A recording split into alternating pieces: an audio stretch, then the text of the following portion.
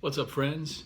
Today I'm going to talk a little bit about something I'm going to entitle The Study of Joy.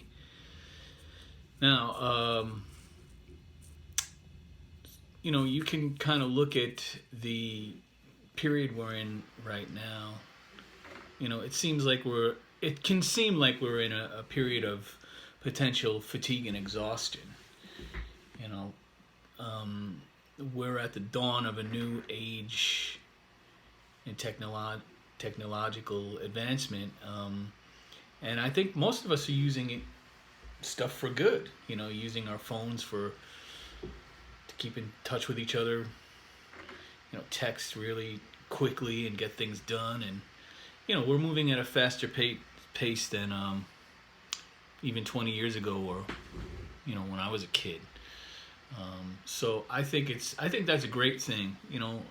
Sometimes older people tend to grumble about stuff like that, and I'm an older person now too. I'm 51, and I can grumble about, like, we used to just call each other on the phone. Why do we have to text, or why do we do this? But I think it's a great thing. I like the quickness of it, and the efficiency of it.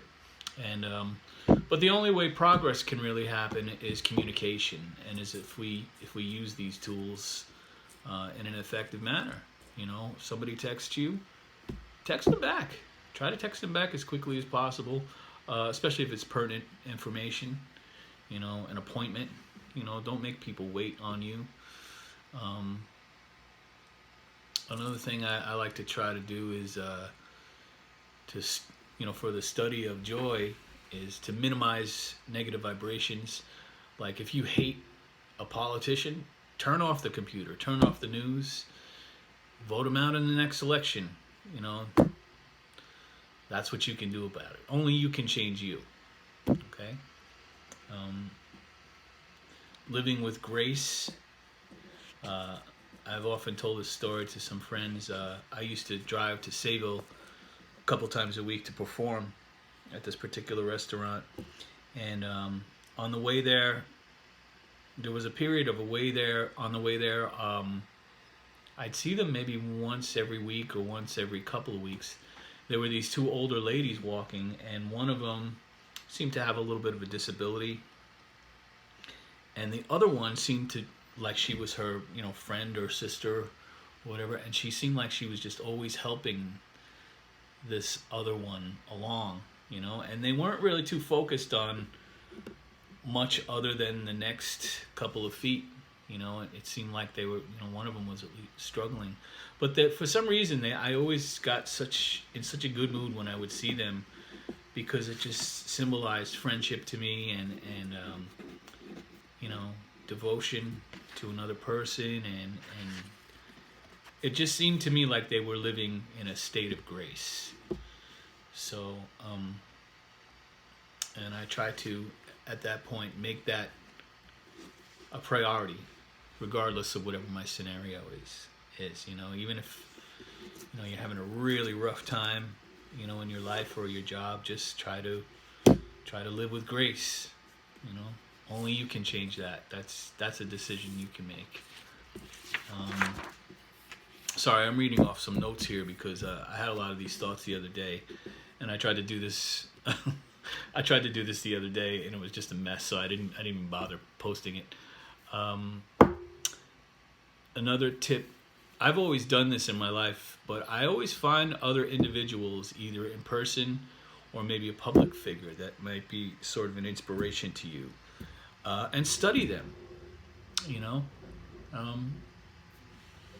Who do you like? It could be like a movie actor. It could be Sylvester Stallone. It could be for me, some of those figures are Kennedy. I really like Kennedy. I like the way he conducted himself, and he seemed to live with joy. My Pastor Jamal, he lives with a lot of joy.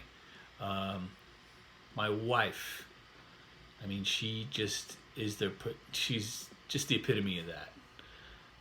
So I study people like that. I talk to them if I can, and then you could say you could also say, well, it's easy for somebody, in a public forum to smile all the time. It's easy for them. They got bread. They got the world. They got the world on a string. But I don't know anybody who smiles more than children, and they don't have anything. They don't have any. They don't even know what. They don't really know anything. They just smile a lot. So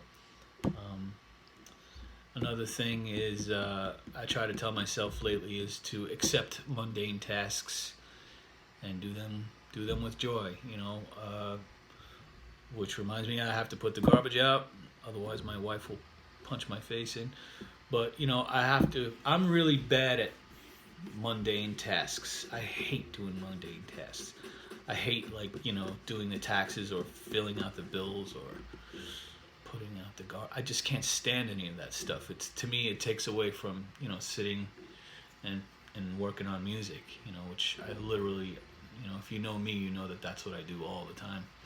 But so that's the thing that I'm trying to work on, is just do these things and just take as much joy in them as you would take in learning a song or writing a new song. So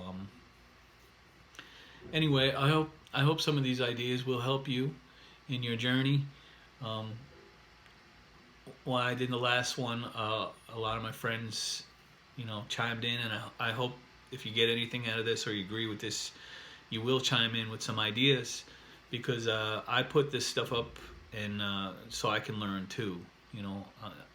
This is for you, it's for me, it's for us to share, for us to communicate. I'm just trying to open a little dialogue here. So I hope you have a good week. Happy Thanksgiving. Peace. Talk to you soon.